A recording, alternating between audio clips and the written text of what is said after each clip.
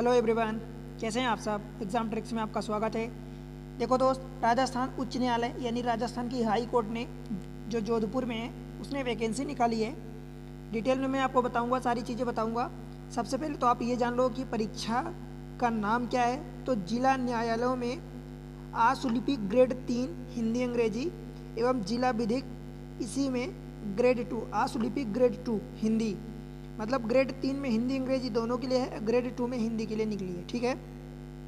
भर्ती प्रक्रिया के नियम जो हैं वो राजस्थान की हाई कोर्ट उसी के द्वारा सब कुछ होंगे, मतलब राजस्थान डिस्ट्रिक्ट कोर्ट, ठीक है, मिनिस्ट्रियल इस्टेब्लिशमेंट रूल 1986 के द्वारा सब कुछ होगा। ठीक है। पद का नाम क्या है यानी पोस्ट का नेम, तो आशुलिपिक ग्रेड 3 एंड आशुलिपिक ग्रेड 2। ठीक। परिवीक्षक अवधि का वेतन क्या है, यानी जब आपकी ट्रेनिंग रहेगी, प्रोबेशन ट्रेनिंग रहेगी, तब आपको 23,700 रुपये ये फिक्स है, ये मिलेगा 2 साल तक, और उस ये पर महीने मिलेगा 2 साल तक। ठीक है। जब आपकी ट्रेनिंग पूरी हो जाएगी, जिसको प्रोबेशन पीरियड कहते हैं, वो पूरा हो जाएगा, तो फिर आपको मिलेगा 33,800 रुपये से 1,06,700 रुपये तक। ठीक है। ऑनलाइन आवेदन करने के लिए आप ये वेबसाइट पर जाओ, http यानी www.hc राज, ठीक है, हाई कोर्ट राज यानी राजस्थान.nic.in पर जाओ और अप्लाई करो। ठीक है दोस्त, ऑनलाइन अप्लाई आप कर सकते हैं, कोई और मेथड नहीं है। अप्लाई करने की डेट सबसे पहले जान लो कि 23 जनवरी 2025 से अप्लाई है, रजिस्ट्रेशन चालू है ऑलरेडी। ठीक है। 22 फरवरी तक आप 5 बजे तक 22 फरवरी 5 बजे तक आप अप्लाई कर सकते हो। ठीक है दोस्त। ऑनलाइन परीक्षा शुल्क जो है, आप 22 फरवरी लास्ट डेट है, तो आज से लेके जब से आप अप्लाई करो तब से 23 फरवरी तक आप भर सकते हो 5 बजे तक। ठीक है। एप्लीकेशन स्टेटस जो ऑनलाइन ही आप भरोगे, राइट। फिर परीक्षा का स्थान जो होने वाला है वो ज़्यादा चांस है कि जयपुर में होगा। ठीक है, जयपुर में होगा। राजस्थान उच्च न्यायालय कहाँ पर है, राजस्थान का हाई कोर्ट जयपुर में है, तो वहीं होगा। ठीक है। एग्जामिनेशन फ़ी की बात करूँ तो देखो, अगर आप जनरल कैटेगरी में हैं या पिछड़ा वर्ग ओबीसी में आते हो लेकिन नॉन क्रीमी लेयर में नहीं आते, यानी क्रीमी लेयर में आते हो, अति पिछड़ा वर्ग में आते हो फिर भी क्रीमी लेयर में आते हो, या किसी दूसरे राज्य से अप्लाई कर रहे हो, तो आपको 750 रुपये देने पड़ेंगे। अगर राजस्थान के पिछड़ा वर्ग यानी नॉन क्रीमी लेयर, अति पिछड़ा वर्ग नॉन क्रीमी लेयर में आते हो, अथवा आर्थिक रूप से कमजोर छात्र हो, मतलब EWS, तो 600 रुपये लगेंगे।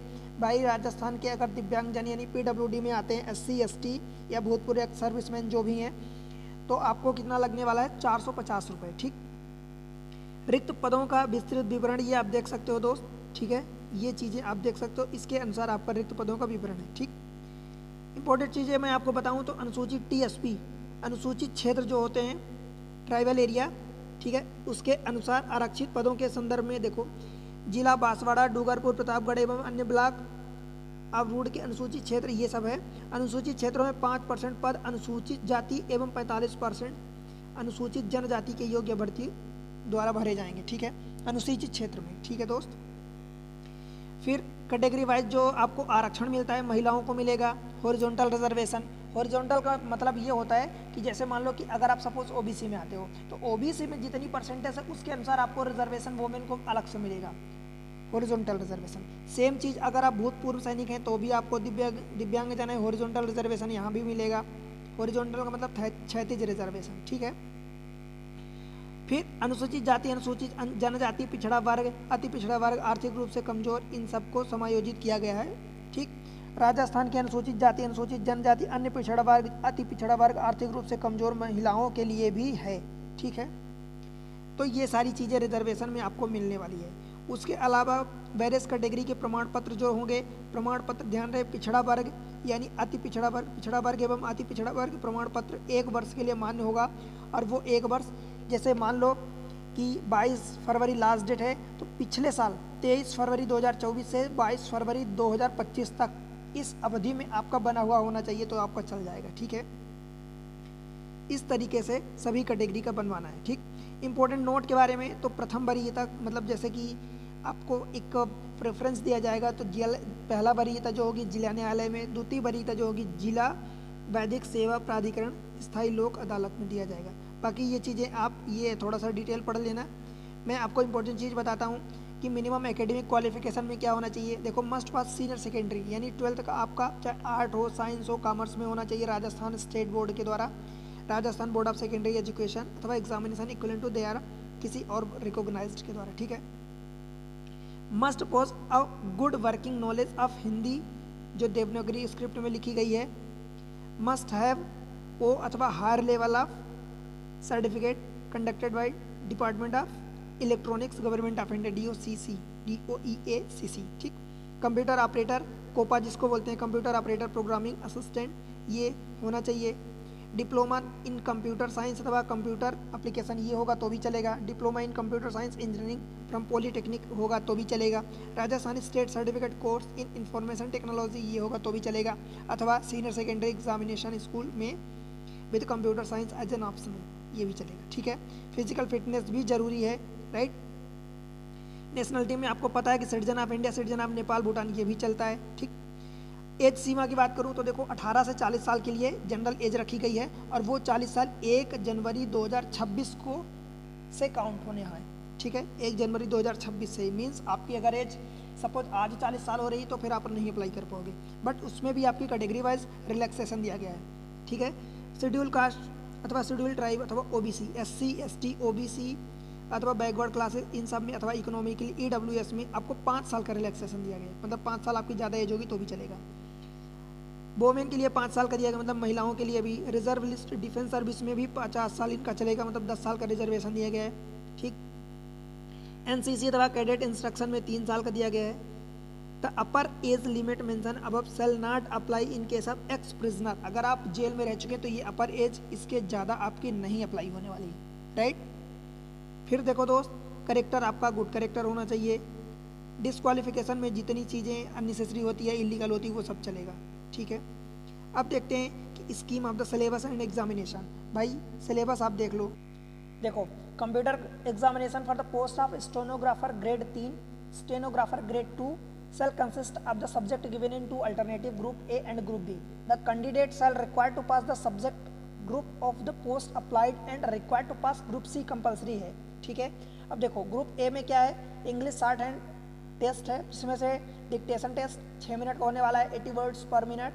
Transcription and typing of the dictated passes English and computer, ये 50 मिनट्स का, टोटल 100 मार्क्स का होने वाला है। ग्रुप बी में सिमिलर चीज़ें हैं, ठीक है, ये 100 मार्क्स का, 70 वर्ड, उसमें 80 वर्ड्स पर मिनट था, इसमें 70 वर्ड्स पर मिनट हो जाएगा, ठीक है। फिर ग्रुप सी में जो कि मस्ट है, स्पीड टेस्ट 10 मिनट का होगा, एब्सेंसी टेस्ट ये भी 10 मिनट का होगा, राइट। 50-50 नंबर के होंगे टोटल, और मिनिमम आपको आधे आधे नंबर दोनों मिलाए, मतलब 22.5, 22.5 नंबर लाने रहेंगे, ठीक है।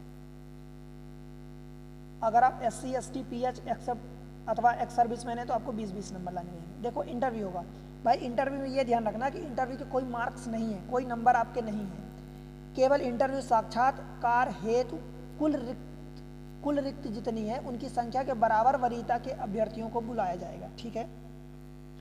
कंडक्टिंग स्टेनोग्राफी टेस्ट जो होगा, देखो 200 से 250 नंबर का टेस्ट होने वाला है, right. After a lapse of the 2-3 minutes dictation of the trial passage of the final passage shall be dictated, मतलब 2-3 मिनट का गैप मिलेगा, उसके बाद फाइनल पैसेज चालू हो जाएगा। और मार्किंग जो होगी passage after every 180 to 100 words in case जो भी होगा, ठीक। After the final passage of the dictated the 5 minutes time should be allowed, 5 minute का टाइम आपको मिलेगा रीडिंग पैसेज के लिए, ठीक है। देखो फिर क्या है कि मेथड ऑफ इवैल्यूएशन कैसे होगा, तो should be counted in full mistake. देखो इन सब चीज़ों को अब पढ़ लेना डिटेल में, मैं दे दिया हूँ, ठीक है। मेरिट लिस्ट जो आपकी बनने वाली है candidate for the selection shall be prepared on the basis of the trial of the aggregate marks obtain in the shorthand test and computer test, इन दोनों का टोटल मार्क्स होगा, उसके बेसिस पर बनेगी। जो सक्सेसफुल कैंडिडेट है eligible for appearing the interview, then interview में अपियर होंगे, ठीक है। उसके बाद general certificate for the service of the candidate securing equal total aggregate marks in shorthand test and computer test, ठीक।